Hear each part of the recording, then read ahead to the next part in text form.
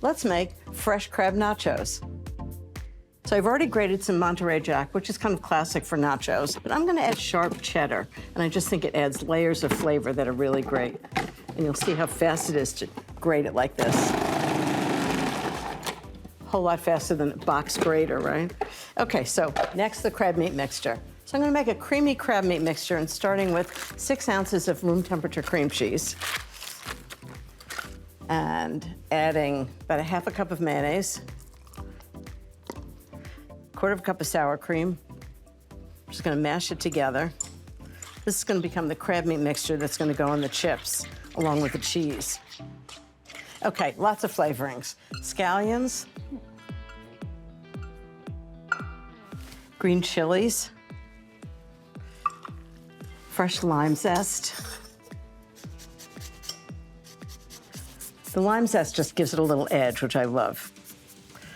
Okay, and then the last thing I'm gonna put in is crab meat, 16 ounces of lump crab meat. Sometimes you get crab meat that's like shredded, and it's, I mean, it's perfectly delicious, but you don't have that kind of bite of crab meat. Okay, lots of salt and pepper. Make sure it has great flavor. And pepper. I have to say, these are my favorite nachos ever. Time to build the nachos. I'm gonna do it in 2 layers. You'll see how I do it. Got chips, and then half the crab meat mixture on top.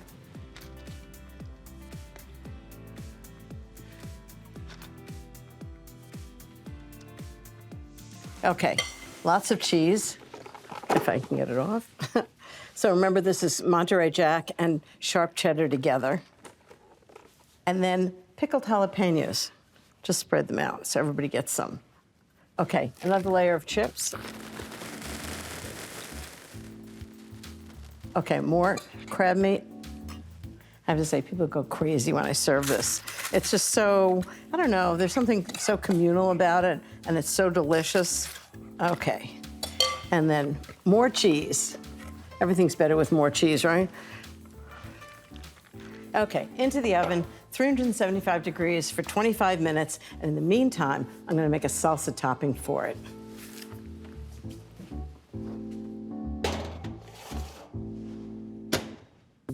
Here goes. First, 5 large plum tomatoes, seeded, cored, and small diced. Then 1 cup of minced yellow onion,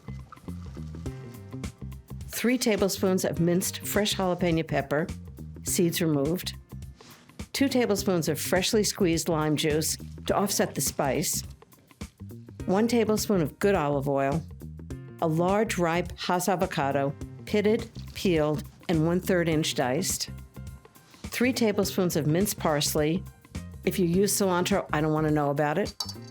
Then 1 teaspoon of salt. I'll stir it all together, and that's it.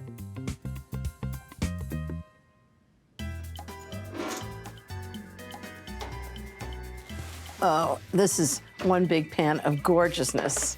Wow. Okay, I'm just gonna put the salsa on top, just sprinkle it over. And I love that hot and cold thing going on at the same time. I mean, just think of all the flavors in this. It's just fabulous. Perfect. And then one more thing, squeeze of fresh lime juice. This is good. How pretty is this?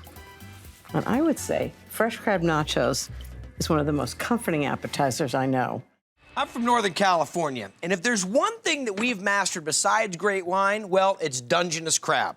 Now, I love Dungeness crab, had it hundreds of different ways, but one of my favorite ways is Asian style. Now, I've also been to San Francisco Chinatown tons of times, and that's kind of what inspired me for today's meal, and I'm calling it Dungeness and Dragons. Look at that big bad boy. That is the pride of the Pacific right there, Dungeness crab.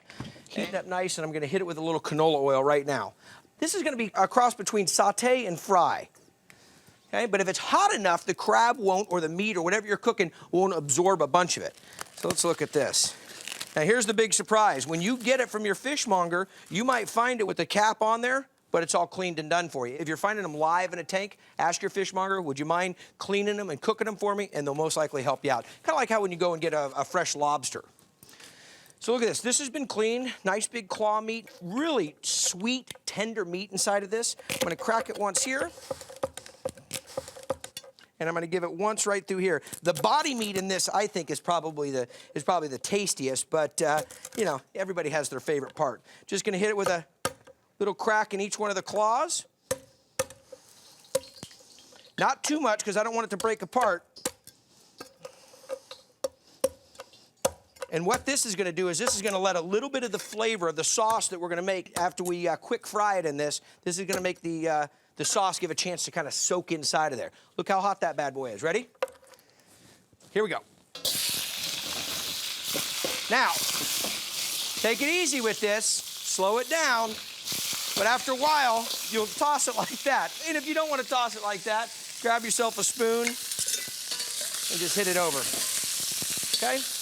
I'm gonna take that off the heat for just a second and go shopping.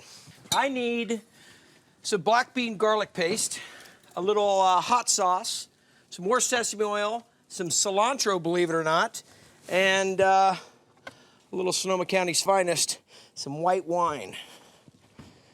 Okay, there we go. Okay, now, let's take this crab out of the wok. Now, this crab was already cooked when I got it. And, you know, if you find the crab live, you can actually ask your fishmonger if they'll help you out and if they'll clean it for you. What I did there is just really intensely heated it up with a little bit of oil. What I'm gonna do now is make a sauce that I'm gonna toss it into. So a little black bean garlic paste is gonna go in, and you can find this in the, you know, if you have an Asian store around, or you can also find it by going into the ethnic aisle of your supermarket. Okay, so like 3 tablespoons of that. It's gonna go hot and fast. And then I've got some, let's see here. I'm gonna pull that off the heat a little bit because I don't want it to cook too fast. I'm gonna deglaze it. A little bit of hoisin sauce. There we go. And that's kind of like a Chinese barbecue sauce, pretty all-purpose. It's not, you know, really extreme in one flavor or another. Really great to work with. I love it on fish. Put in a little bit of hot sauce. You might have your favorite. So these are all gonna go together for a second. Turn that heat way back up, and I'm gonna let this reduce a bit. And it's picking up a lot of that flavor of the crab that's already all the way around this wok. And to help it grab a little bit more of that flavor, a little white wine. Put that around the sides. There we go. About a 1/4 cup of that. Okay. So we're gonna let this sit here and just kind of work together for a second. Let the flavors come, let it caramelize down a bit, reduce down. Look at that. And it also deglazed the pan and picked up the flavor. Okay, so that goes down, that hangs out. So look at that, it's just caramelized up. It looks like a hot syrup. Now we go back in with the crab, crank that heat back up. Oh yeah, oh yeah. Now, I've got some cracks already in the crab, and you see that in the center of the crab, it's open, but what's gonna happen is that sauce starts to make it in there. Starts to make it right in with the meat of the crab. Okay, there we go. Let's see, I've got some noodles here that I fried up, and I'll just kind of put these around.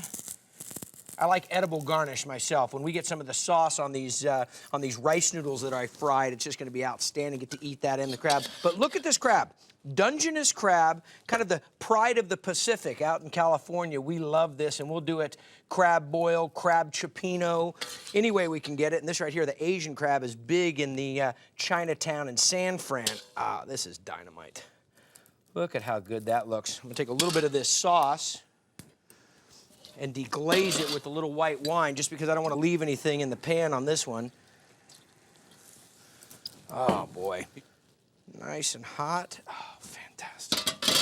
Okay, a little garnish here with some green onions. There we go. And a little toasted sesame seed. Put it all together. All right. Okay. I got to grab a nice big piece of crab, some of the salad, and because I did all this work of hitting that hot saute pan, I've got to try the crab first. You got to get the flavor. The fresh crab, the spiciness, the black bean, the garlic, all coming through. That is outstanding. That is outstanding. Creamy lemon pasta with steak and lobster. So I added some butter to a pretty hot skillet, and I just added some lobster meat. It's claw and knuckle meat, and it's just looks amazing. It's all I can do not to just reach in here and go for it. So the point here is not to cook the lobster because actually the lobster is already cooked. I just need to heat it up and sort of get it coated in that butter. And now I'm gonna add a little more butter to the pan. I had a mixture of butter and olive oil to put the lobster in. Okay, so I'm gonna crank up the heat and I'm gonna grab the beef, which is, because it's a special occasion, beef tenderloin, which... Oh, wow! Nice. Stop. That's just the kind of reaction I look for in a crew member of this cooking show. So I've got not too much because tenderloin is a very expensive cut of meat. And I'm gonna grab some lemon pepper seasoning since it's kind of a lemon vibe in the pasta. But I just wanna cook these chunks to medium rare. It's gonna take a couple minutes. The tenderloin's gonna rest, and by the time the pasta's ready, it is going to be absolutely perfect. Okay, so I'm gonna make the sauce right in the same skillet. I've got finely diced shallots and minced garlic, some red pepper flakes, woo! Whoa. Oops, minced oregano and thyme. Woo, it's popping. And then I'm gonna stir this around to release the magic. Okay, so I'm gonna move forward with this delicious pasta sauce. I'm gonna add quite a bit of wine. Woo, that is some brown butter sauce there. All right, so this has reduced just a little bit, and I'm adding some cream. Oh my gosh. And quite a bit of lemon zest. Now I'm just gonna let this thicken up and reduce for probably just a minute because this pan is so hot. And after that, we'll pull this pasta together. Okay, and then whenever I make a pasta sauce, I always reserve a little bit of the pasta water and just pour it in just to give it a little bit of thinness so it doesn't get too gloopy. So for the pasta itself, I'm using angel hair, which I think is so good with any light creamy pasta because it just kind of coats the noodles. It's already cooked, standing by, and then I'm just going to toss it. Whoa. Ooh, baby. Check it out. Done it again. Okay, and then normally I'd squeeze a lemon over, but I just went ahead and juiced a lemon. I'm just gonna kind of pour a little bit of juice, but it looks better when you squeeze a lemon. And then lots of parsley all over. So there's the turf. And then look at this glorious lobster, you guys. It looks so good, Mom. This has Alex and Mauricio written all over it. Fettuccine with a spicy crab and spring onion. We're gonna start by making fresh pasta, which is so easy. We have 400 grams of 00 flour. On the cutting board, I'm gonna put a little salt, okay, a little olive oil, just a drip, and then we're just gonna do this. Geoffrey, I see you're kind of slowly pulling Just, the flour in. It's a little Vesuvius action, Jeff. Look at that, you see? Easy, rest in peace. Yeah, rest in peace. And so we're just gonna get this to a point where we're then gonna use our paws. When you touch it, it's very supple. And we're just gonna knead it a bit. No machine. No machine. We're just gonna stop there because I don't wanna overdo it. And it's just, we're gonna put it in a ball, up like that. We're gonna wrap it up, and then what I like to do is just put this in the refrigerator for about 30 minutes to an hour. Yeah. It's important. I have water here that I'm gonna generously salt. Extra virgin olive oil, this is when you use extra virgin olive oil. We're gonna add some garlic, pepperoncini, a little salt, scallions, and start to saute. Oh. All right, we have our sauce started. I'm gonna go to my pasta, unwrap it, roll it out, finish it up, and put it together. Okay, so what we're gonna do, roll it on itself. And you see how beautiful and soft it is? It's really, it's a great dough. And then we just go in, fettuccine. This is the thickness of fettuccine. You see this? This is what it looks like. Beautiful, fresh fettuccine. And that's done. That's all there is to making fresh pasta. I have my sauce, and I'm gonna add a touch of white wine. To that, I'm gonna add a little cream, a little Fresno chili. Oh. Okay. Now let's add our pasta. You ready? You know that's gonna have a good texture. Take a look at the pasta sauce now. It's starting to come together. And I have jumbo lump crab. We're gonna go like this. And then we're gonna squeeze a lemon. Get it away from the heat because I don't want anything breaking. Now, we're gonna just bring these two together. It's meeting the sauce, it's saying hello. It's warm, so it's gonna open up. To that, we're gonna add a little bit of butter. Need it. You need it. Medium heat, just controlling the heat. A little fresh dill. a touch of tarragon, and a little bit of salt. All right, are you ready? A little extra virgin olive oil.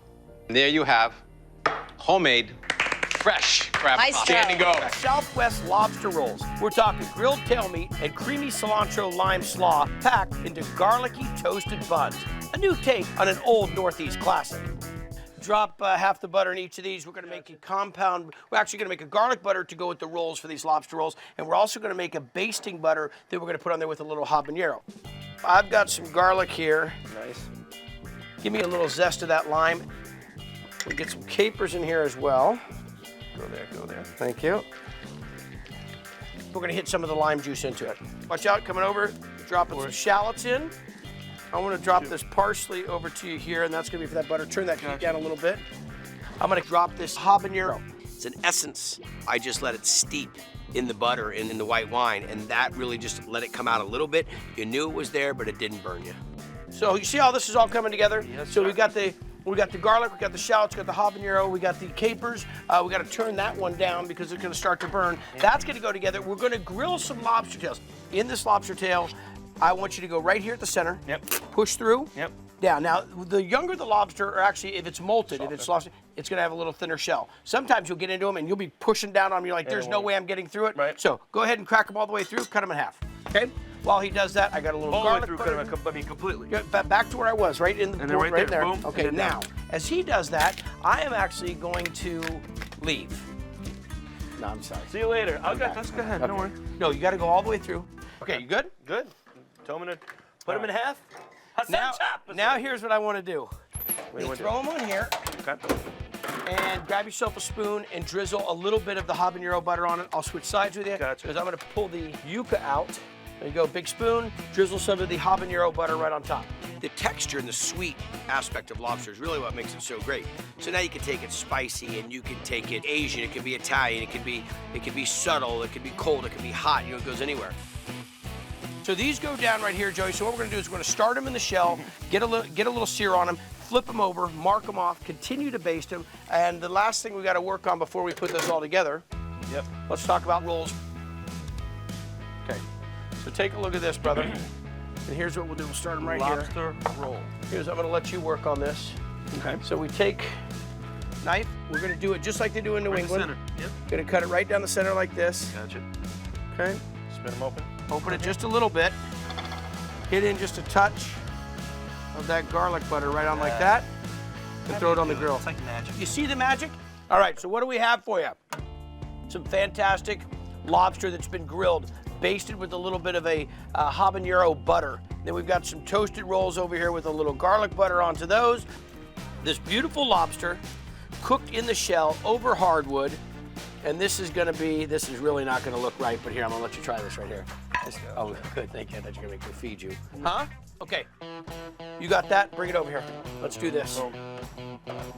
Tag team. Throw a little avocado right on there. Slither in there? Just 2 pieces. So we hit a little garlic butter on top of this. Right. Excellent. Now we're gonna go, Joey, there's some more of that. Now we'll throw some of the lobster meat in there. And throw that little juice in there. I got this. Yep. Okay. Throw a little bit of that on top. See, what I like about this is you bring your own flavor to it, no pun intended, but it's got the heat. And that's what I like. I like heat. I do. And a lot of Lobster stuff that rolls you can do, get a little bit boring. So when you put the heat on it, it's Absolutely. Hit me with a little bit more. We'll more get some what? tomato, some avocado right here. You got it. Okay, do this one. You know, when you get a little bit of that bite, you taste that habanero, That's but it's what I not too love. overpowering. Love it. Okay, let me throw one on there for you. I got a cold beer right here. This is a lobster roll right here. Lobster. Right? There you go. 1, 2, 3. All right.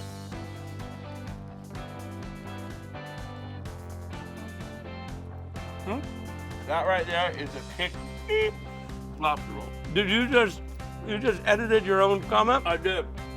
So here's the deal. Hanging out in the good. backyard, cooking with your friends, especially your famous friend from NSYNC, Joey Patone, my brother.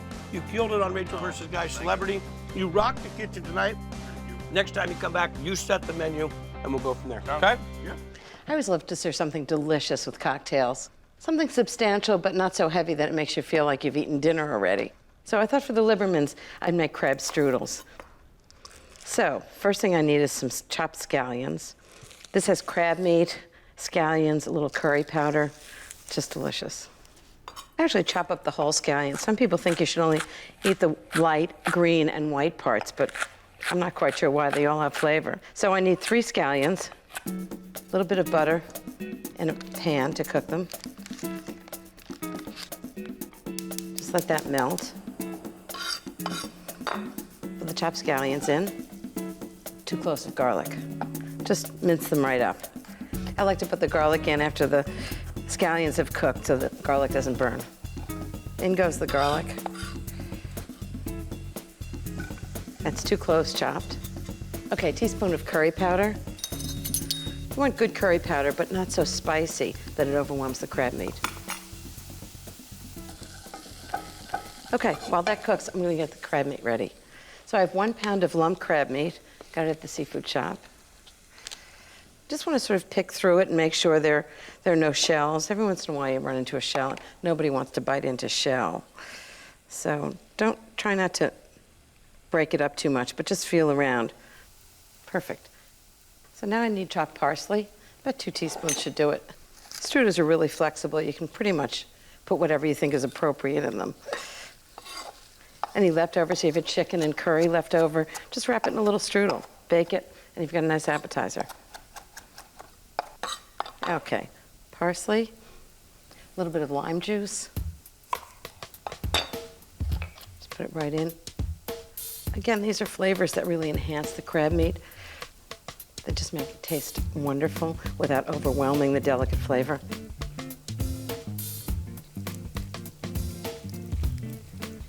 Okay, that's good. Let's see how the scallions and garlic are doing. They smell so good. And that's just gonna go right in. Scallions, garlic, and curry.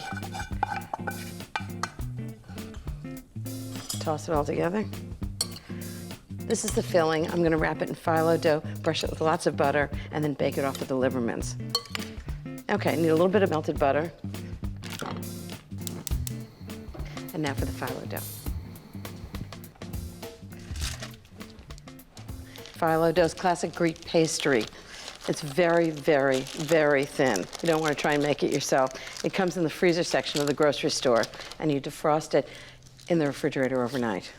So, I'm going to unroll this package. The thing about it is you want to keep it as moist as you possibly can. So, I'll put it right out here on the stone. I'm going to do 4 layers for each strudel. So you take 1 piece of phyllo dough, put it on the board, brush it with butter,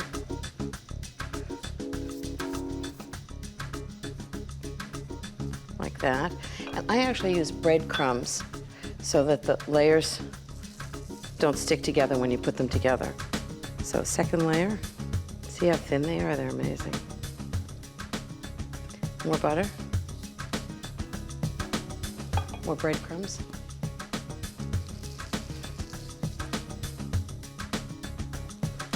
These are great because you can make them in advance. In fact, you can make a lot of them and just freeze them. So they're wonderful for hors d'oeuvres. And the 4th layer. And then just brush this. Okay, now I'm going to turn it on its edge. Turn it like this. Take the crab meat filling, run it a nice roll down the side. So it'll roll up about 1 inch.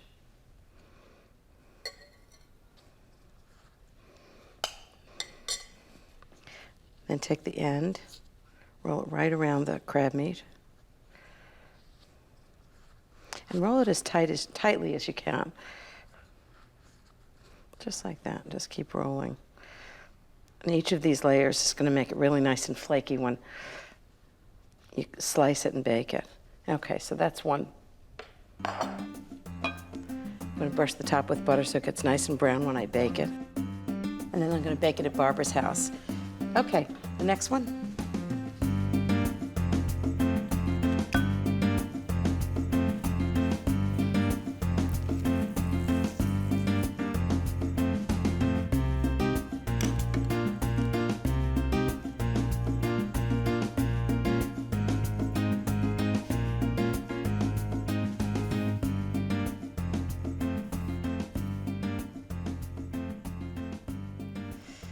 I'm just slicing these into like 1.5-inch slices on a diagonal.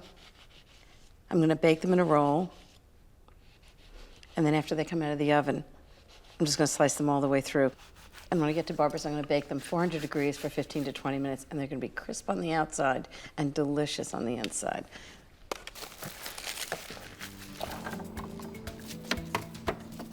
Crab strudels are ready to go into the oven at Barbara's, 400 degrees for 15 to 20 minutes, and they're gonna be so good. Crab strudels, anyone?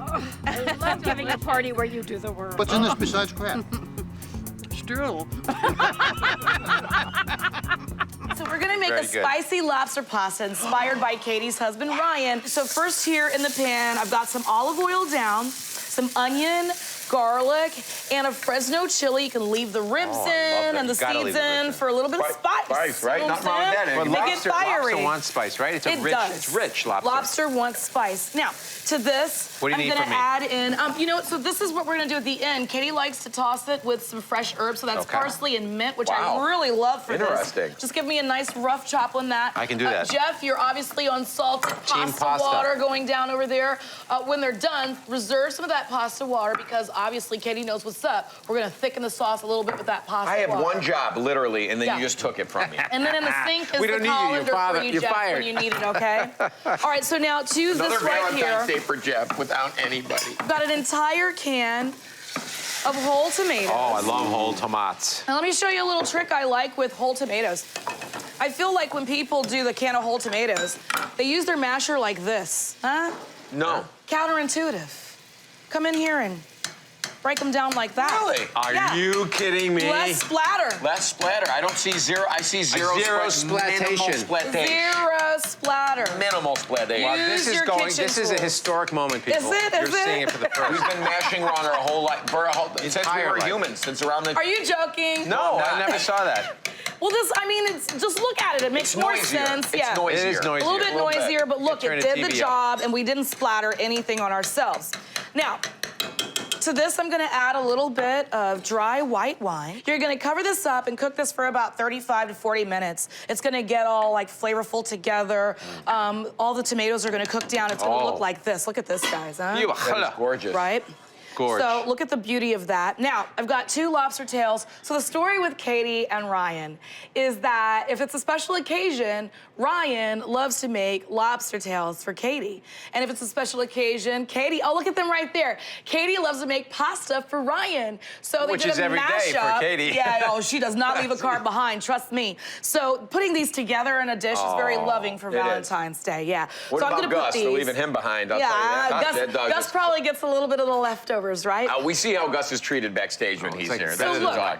I put Very the good. lobster tails right into a the little- pot. You're gonna cover this up for 5 minutes. Oh, look at that. 2 great things happen here. The lobster obviously steams and cooks, but not all the way through because we're going to take it out, chop it, put it back in, twirl it, and then it'll finish off. Twirl. Yeah, give it a little twirl. But also that shell flavor gets into the tomato in that short amount of time and really makes it flavorful. All right, so after about 5 minutes, you're gonna take the lobster out, and then hopefully it's cool enough to touch. And then just crack one down the center. Is it cool enough Oh, to touch? it's good. Yeah, yeah.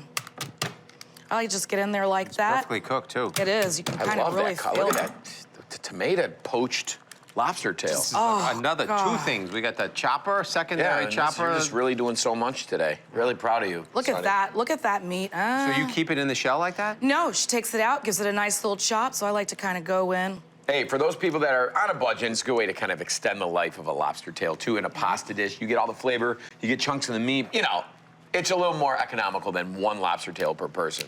It is. I mean, well, also go to the freezer section. You know, you don't have to buy this fresh, obviously. Go to the freezer section and buy them in bags. And a lot of times at the grocery store, they sell it already steamed for you. But I would argue that it's nice to get it raw so you can get that flavor into the pot. All right, GZ, I did all the messy work for you. If you don't mind giving that a rough Yes, chop for ma'am. me and giving it back. Okay. I'm gonna wash my hands really quick.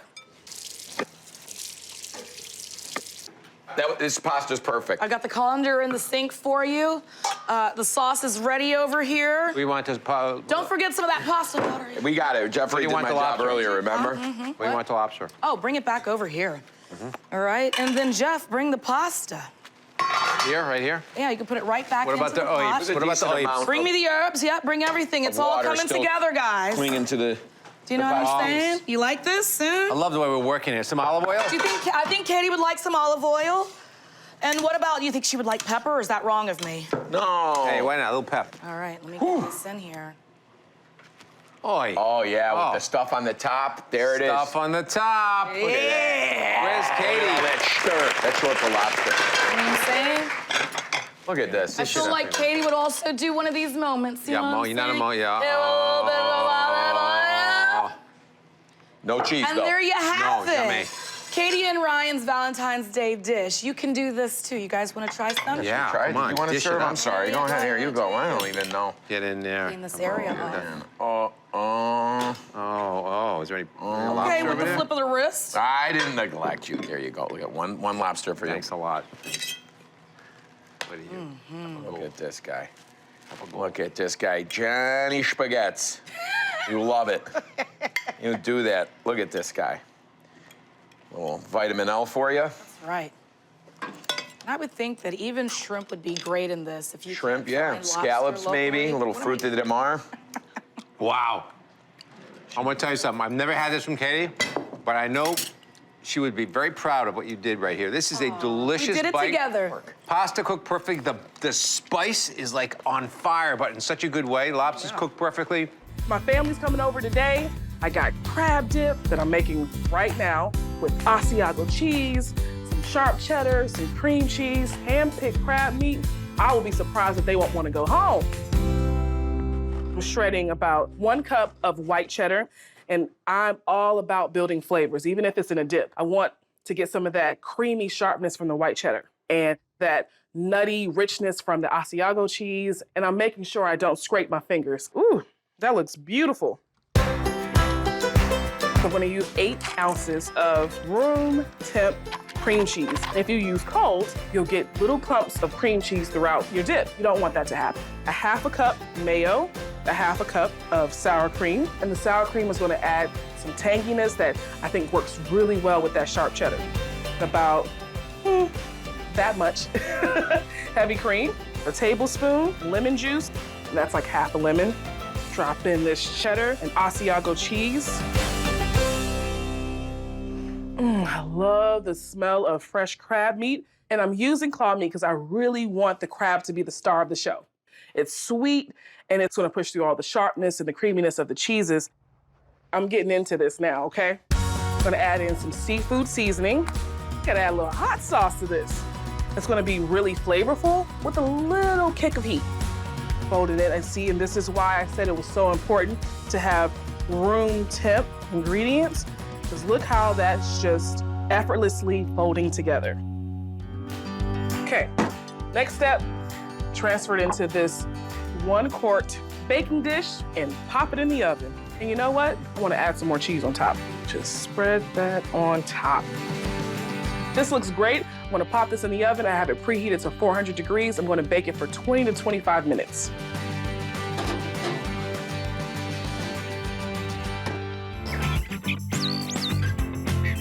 I think my crab dip is done. Woo! Hot mama! Look at that. The guys are gonna love this. First thing I'm gonna do is make a big pot of lobster corn chowder. It's kind of corn chowder with the volume turned up.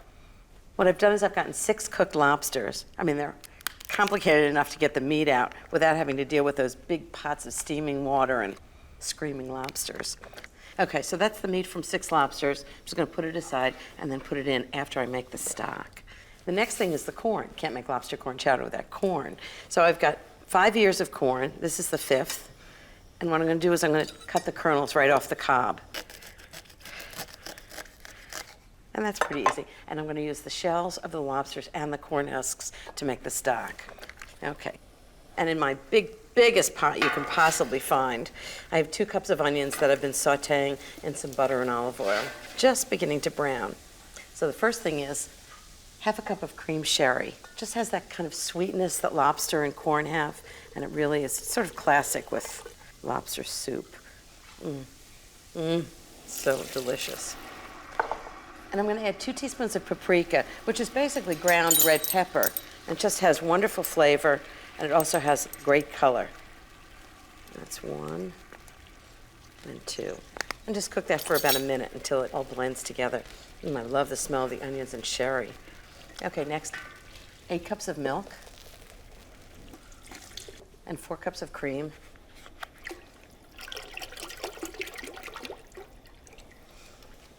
And 2 cups of white wine. Remember, always use a wine that you would drink. You don't want bad wine in your stock. You'll have bad stock. Okay, and then the lobster shells and corn. Just this entire thing's gonna go in, and it's just gonna flavor the stock so beautifully. No spoon. This is why you need a big pot for it. And all the juices from the lobster, everything goes right in. Lid on, 30 minutes, we're gonna have great stock. Okay, so I've got 2 tablespoons of olive oil just heating away in the pan. I'm gonna put the bacon in.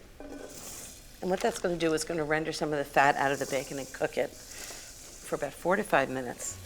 Okay, I'm gonna take it all out with a slotted spoon. I'm gonna put the bacon back into the soup later after it's cooked. And it'll still be crisp and flavorful. It won't sort of melt into the soup. And then I've got all that wonderful bacon fat that I can cook the vegetables in. How bad can that be? Okay, so I'm gonna add all the potatoes, 4 cups of potatoes.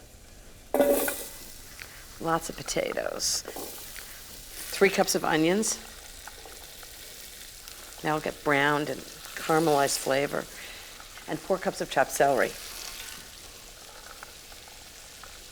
Okay, and all the corn, add this to what I'm sauteing in the soup. So these are all the vegetables, and then later I'm gonna add the stock. Big pot of stock. I'm just gonna strain it right here. You just wanna make sure you get every bit of the stock. Let it drain for a minute. So what I've done is really get all the flavor I can possibly get out of all the corn and all the lobster.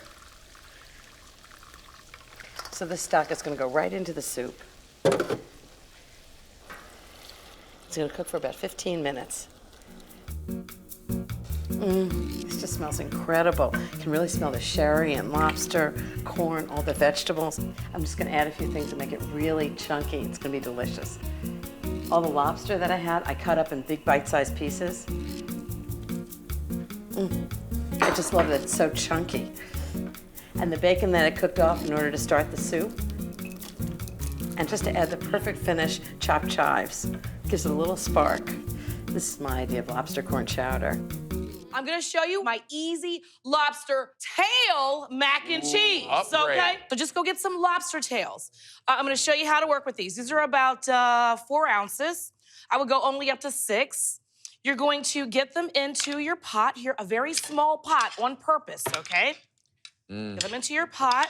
A lot of times you can find these on sale frozen, too. In the freezer section. Now, over the top of my lobster tails, just some seafood seasoning. Okay. And then I'm just gonna cover them with some water. Are you pretty strict with seafood and cheese? Go to Sicily, they're putting cheese on seafood too. I mean, Yeah, it happens. it's fine. This isn't a rolling boil that I'm looking for here. We're going to slow poach our lobster tails. You're gonna be tender with the lobster tail because you don't want to overcook them because they're gonna get cooked twice. Plus, it's gonna give a lot of time for this water to get flavored up, and I'll explain that to you in a second. Katie, this is what it's gonna look like when you're done. These are your lobster tails. They're gonna turn color. If you could just get the meat out and make nice, healthy chunks out of it. This is that poaching liquid, you know, murky, flavorful goodness, that seafood right? seasoning, too. You hit it with a little bit of salt when you get the lobster in there, and now it tastes like the lobster, okay? Don't throw this away. You're gonna use this pot in a second, but I wanna show you how to make the roux. So any good roux obviously starts with some butter. Some being the working. Well, you know, yeah, well, you don't wanna overdose on the butter and then not have enough flour, right? Generally, it's one part, one part. 1-1. Yeah. So 1 part butter, 1 part flour. Now I'm gonna do a flavorful roux. So I like to add in some grated onion pulp. Okay. Just get that on your box grater. You can even use your little zester. Okay, so now to that flour, butter, and onion pulp, a little bit of garlic. Onion pulp. You wanna make sure you don't go to brown butter. And I like kind of moving it fast so that the garlic doesn't brown. Okay, so as that's working, here's my problem with lobster mac and cheese. It always just tastes like lobster inside of mac and cheese. Yeah. I wanted to kind of reek of lobster, you know, scent and flavor everywhere. So we're getting the elbows into lobster down here. because I'm gonna need those shells back, okay? Because we're gonna put those back into this water. This I mean, don't lobster- go outside. We're not too far from the sea over here. You're gonna be having seagulls all over you. Now, this is something that it's gonna be a flavorful, starchy water because that's gonna be used in our mac and cheese when the roux is done. Gonna add in some dry mustard. Oh, I love A little bit more of that seafood seasoning. Got your shells here. Oh. Shells. Do you want me to chop up the lobster? Yeah, or nice anything? chunks. And then to that, some heavy cream. Oh, Dude. jeez. Okay, with a nice my car? crack of black pepper. Love You can never have this enough loaded pepper. up. You really can't. Let's I- be honest, right? Now these shells are going back in. I'm breaking the rules. I want it to taste like 360 degrees of lobster. Okay, this is gonna be a pot that you watch. Just give it a nice stir. Katie, if you don't mind actually draining this out in the sink, I've got a little sieve in there. And hold on to the liquid because we're gonna use that for our sauce, which started with a simple roux. I'm going to now add in the cheeses. This Here is comes the shredded cheese. Gruyere. What is it? Shredded Gruyere cheese. Gruyere. Yeah, it's Gruyere. You're using yours. And then omnipresent in the cheese section of my fridge, a little bit of shredded Monterey Jack and cheddar blend. And then you're just gonna loosen it with a little bit of this water. Which has all that flavor. It has all the flavor. Plus the starch. Yeah, plus all the starch, so it's gonna help tighten up as well. Here's our pasta. Right in This there. is going in right Oh, quick. right in. We gotta get this in the oven, which by the way is set at 350 degrees. Oh, boy. I'm just gonna turn this. Oh my heavens. What are you looking for consistency before you bake it for all those? You want it just at home. You want it just above tight. Right? A little bit of loose. Allow it to come together. Realize that those elbows are, you know, center empty, if you will, and they'll soak up some of the sauce. So now listen, if you're a claw person, I totally get it, because I'm into the claw as well. You can also, in the seafood section of your grocery store, just buy one of those little pint containers of probably pre-poached lobster, if you will. So I gotta tell you, I mean, if I was at a steakhouse, I want a little ramekin of this broiled That's with my right. steak. Yep. that in there. I think that's Wow. oh, Wow. look at that. Oh. And if you were at a steakhouse, you'd be paying a lot more for it. Hey, Oh, yes, yeah. yes. Probably getting Nice a and lot less expensive. lobster. Very too. expensive lobster. Give that a little jiggle, settle it, Wow. My money don't. and then over the top, More cheese. more cheese, more cheese. This is not just a suggestion of cheese either. No. Cheese This is- in this mac and cheese. Yeah, this is the I love intent to cheese. when you do the baked mac and cheese and there's a thick layer of Yeah. cheese on top. Yeah, it should I don't be want like it the to be creme brulee. like for decoration. I want it to be like my fork has to go in and work to get through it. Is there any macaroni with this mac and cheese? Yeah, there's just a little bit in there. A whole pound, geez. Jeff, get the door. I got you. I Get the got door, you. Jeff. 350 degrees. This is gonna be for about 30, 35 minutes. Dude. I've got one here in a nice warm oven for you. Ooh la la. Let me get the oven for you. You need leverage for that one. The thing weighs like you pound a mac. Come on, baby. Break the rules. Wow. I mean, rules are meant to be broken. It's very sly, though, that you chose mac and cheese to break the seafood rule. Come on. Yeah, I mean, We Come on. love it, You right? can't, like, there's no, we had nothing against it. We couldn't argue. I mean, how I am also gonna think argue? it's like the type of seafood. Like lobster's come on, sturdy it's and fine. works with cheese. I mean, look at this. Come on. For her. Come on. I gotta taste it, so. No. Ladies first. Do you like my a corner? God. Easy, how dare you? I bet you could also make them freeze this. I Yeah. like these as individual. This is a freeze ahead. I would bake it without the cheese on the top, and then on the final cook, throw the cheese on the top. So you can have that real crusty, crunchy moment. Just that top coat of crunchy cheese on top gives you the texture you need without the breadcrumbs.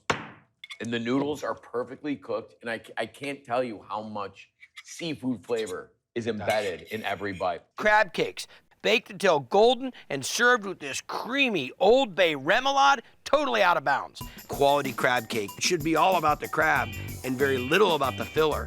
And that's the key right here, is getting this really nice lump crab, that's the body meat, and getting this back fin meat, okay? We'll talk about that in a second. All right. Now let's get some lemon. Lemon, seafood, hand in hand. Here's what we'll do. We'll get the zester out.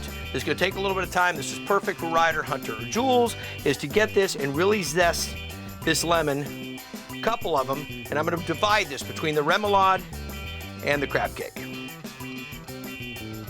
Okay, those are done. So half for the remoulade, half for the cakes. Lay these over to the side, okay? Now the remoulade, I want you to think about kind of like an aioli. We're gonna be a little bit on the fancier side, so first we'll go in with a little mayo, just a little gentle 1 cup. We'll start off with the Old Bay, a tablespoon or so. We'll get a little Creole mustard. We'll go with a couple tablespoons of pickle juice. I think I can eyeball this. 2.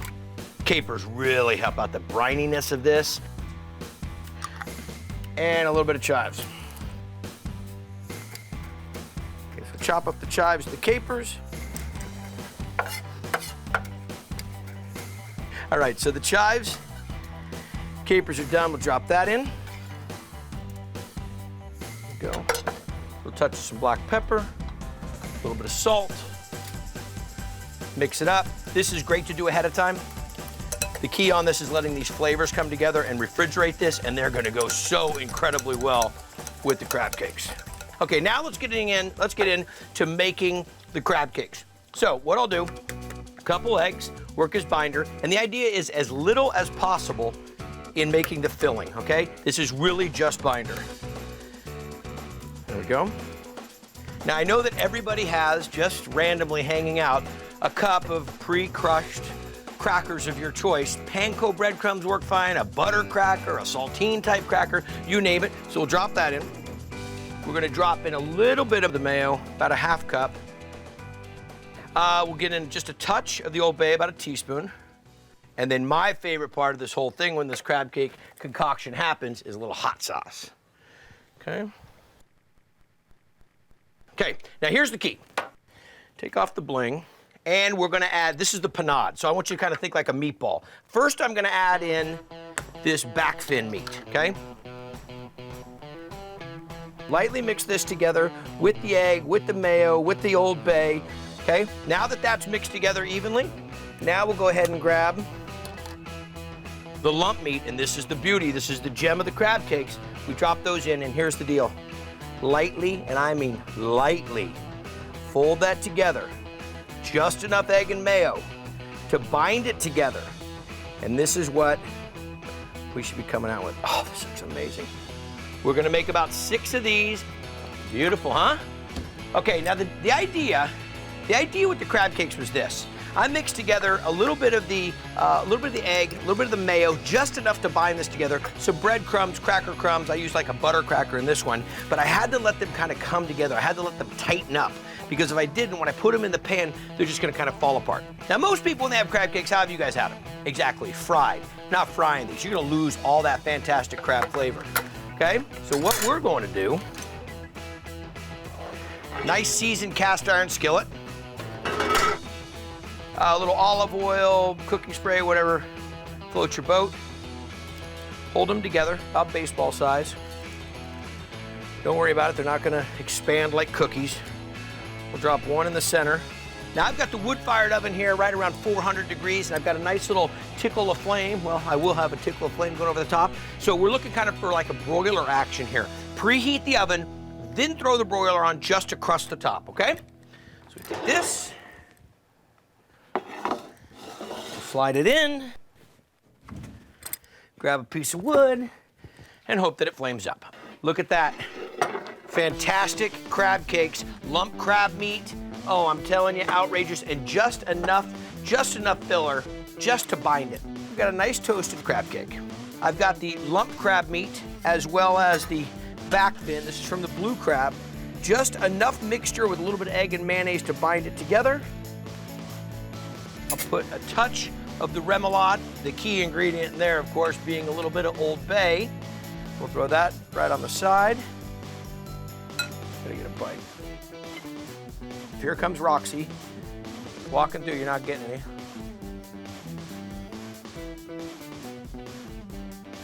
All you taste is seafood. All you taste is crab. This broiling technique versus frying it, no breadcrumb on the outside of it. And if you look in here, if you kind of dig in, you see all that lumpy crab meat, all those big white pieces just going, oh my gosh, fantastic. You know how much I love to take a classic recipe and do it with a twist. And I was thinking mac and cheese, lobster, how bad could that be? So I'm gonna make lobster mac and cheese, and it starts with a sauce. The French call it a roux, which sounds really fancy. It's not. Start with butter, 6 tablespoons of butter, and I'm just gonna melt that. And then later I'm gonna add some flour for thickener. Okay, the next thing is heating up a quart of milk. And what this does is thicken the sauce. When I add the cheese and the pasta, it gives a nice thick mac and cheese, classic mac and cheese. And then I'm gonna mix into the butter half a cup of flour. And the thing about making a roux or white sauce is you want the flour to cook for a minute or two so it doesn't have that sort of raw flour taste. Okay, milk looks like it's hot, just under simmering. Just gonna pour it in. And now I'm gonna stir it until it gets nice and thick. This is definitely one of my favorite things to make because you can make the whole thing in advance, put it in gratin dishes, leave it in the fridge, and then just throw it in the oven before dinner. So this is white sauce, that's it. It's just thickened milk, and it's gonna make fantastic mac and cheese. Okay, I'm gonna turn the heat off. Next, the cheese, that's the good part. Usually mac and cheese is sort of ordinary cheddar, it's not exciting, so I'm gonna use really good extra sharp cheddar. And this is the easiest way to grate cheese in a food processor. Just put it right in. I mean, if you want to get exercise, you can do it the old-fashioned way, but why? How easy is that? So that's about 2 cups of grated cheddar, and I'm going to do 4 cups of grated Gruyere.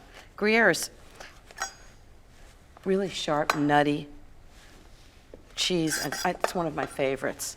I'm just going to cut it in pieces and then grate it right on top of the other one. Just cut it so it fits in the feed tube, just like that.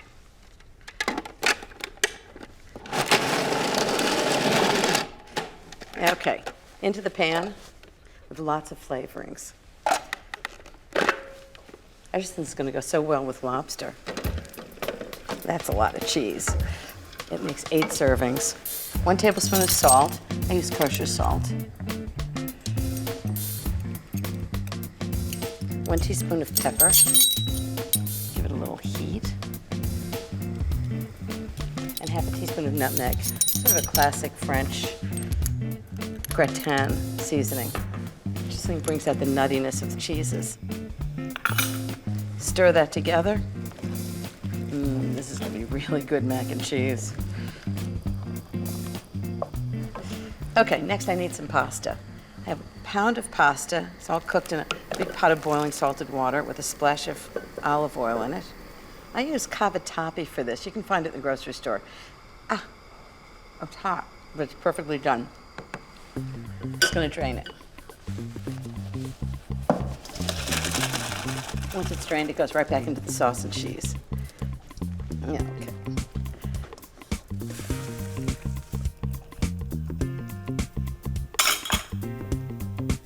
This is delicious. All the pasta and the cheese, and wait till I put lobster in. It's gonna get even better. Okay, I'm gonna cut up 1.5 pounds of lobster. So I'm gonna leave some of the big pieces whole, and then the really big ones I'm gonna chop up. Oh, this smells like the sea. It's just delicious. You know, lobster's a pretty luxurious ingredient these days, any day. But the good news is it's 1.5 pounds of lobster. It makes 8 servings. Okay, all this is just gonna go right into the pot. This may be one of my favorite dishes of all time. So good. Big stir. Is this gorgeous? Big, thick chunks of lobster, creamy mac and cheese. I'm just gonna put it in gratin dishes. And after I put them in the dishes, I'm gonna make a crispy topping that's gonna make it creamy underneath and crispy on the top. I love that texture. This is such a simple dinner because you really can make it in advance. Keep it in the refrigerator, just throw it in the oven before dinner. And all you need to serve is like a salad and a fruit dessert.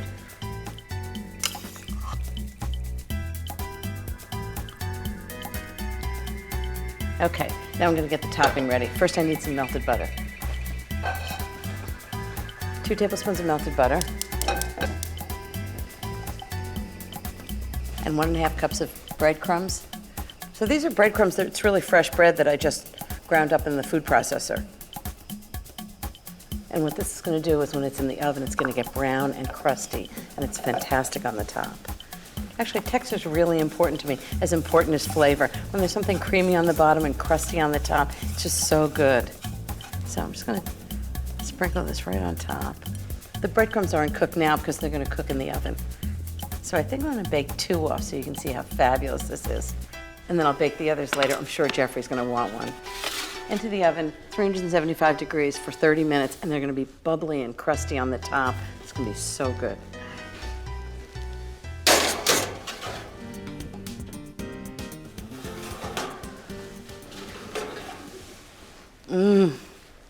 Lobster mac and cheese. Now, I don't know anybody that wouldn't want that for dinner. Wow, it smells fantastic.